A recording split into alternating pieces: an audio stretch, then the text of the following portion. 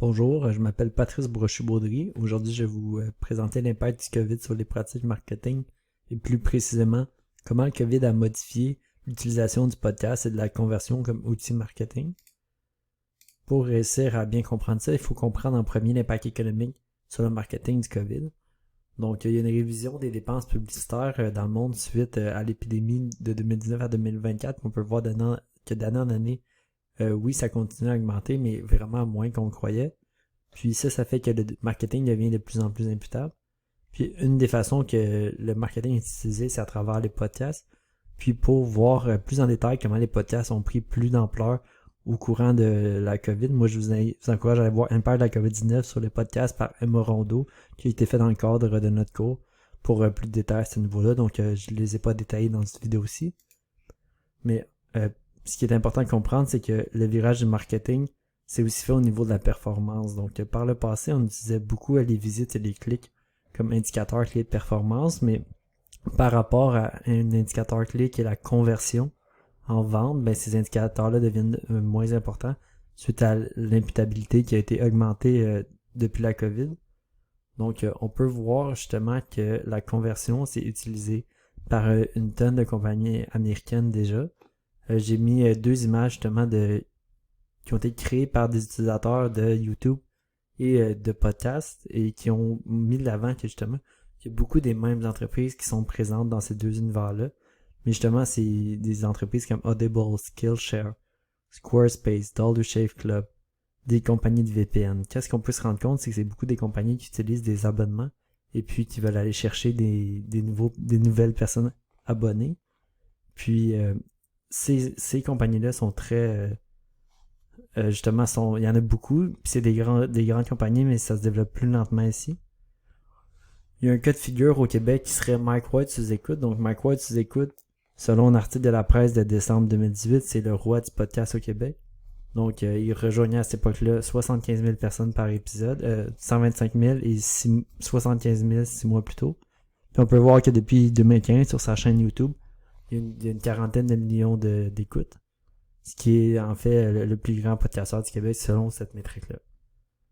En décembre 2018, alors qu'il était le roi du Québec selon la presse, c'est intéressant de voir qui le commanditait. C'était Terrien, une firme de CPA, Kawab, un site web de coup de téléphone et Planet Hoster, un site de VPN. On se rend compte que ce ne sont pas des grandes compagnies qu'on connaît.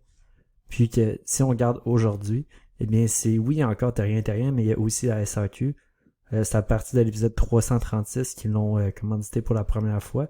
Puis on peut voir que d'épisode en épisode, la SAQ est présente, mais avec différents spiritueux comme le Fireball, le Yukon Jack ou un rhum.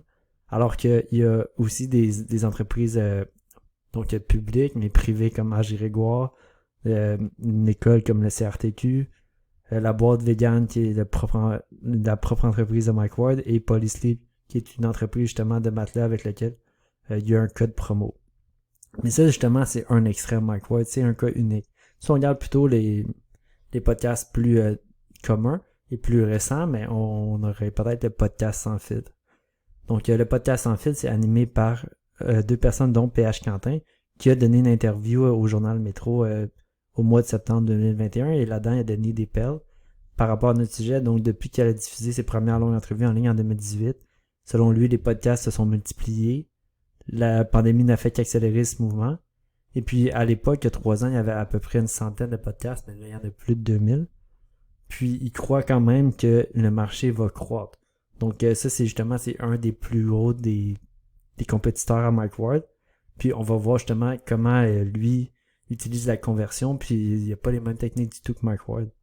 Donc, si on regarde qui commandite un épisode qui est sorti le 14 septembre 2021, on voit justement que c'est Case Me, Polysleep, Manscaped.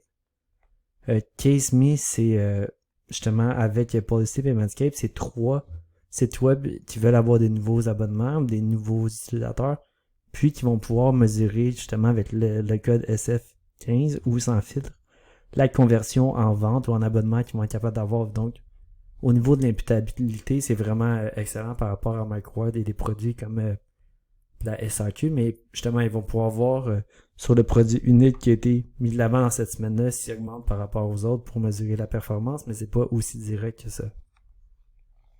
Donc, il y a vraiment une opportunité au Québec, justement, pour des compagnies qui utilisent des abonnements, donc principalement des startups qu'on pense à, c'est ceux qui veulent nous vendre des produits, des légumes ou des fruits et légumes, des repas ou n'importe quoi d'autre, qu'on soit chaque mois des boîtes de vêtements, ben c'est vraiment intéressant pour eux. Mais on voit qu'il n'y a pas vraiment de compagnies traditionnelles qui veulent plus d'imputabilité, puis un nouveau public, ils ont commencé à se tourner vers eux. Donc pour conclure, la COVID, ça a vraiment amené l'imputabilité du marketing. Ça fait que plutôt que d'utiliser les clics et les vues, on va vers la conversion. On a vu 2 cas de balado-diffusion au Québec, donc peut-être le roi du podcast, que lui, il peut justement être directement avec la SAQ ou d'autres commanditaires, qu'il n'y ait pas de taux de conversion. Mais lorsqu'on parle vraiment de podcasts communs ou courants qui sont pas le plus gros au Québec, mais on se rend compte que c'est vraiment plus des commanditaires qui ont besoin d'abonnement puis d'une conversion, puis que le marketing, ce soit moins de dépenses, mais une façon de ce soit un investissement, puis que ça rapporte plus qu'en dépenses. Donc, il y a beaucoup d'opportunités au Québec, que ce soit pour des startups ou des compagnies plus traditionnelles, d'utiliser ces outils-là afin d'augmenter leurs ventes et leurs abonnements tout en réduisant leurs dépenses en marketing. Donc, c'était tout pour moi. Merci beaucoup.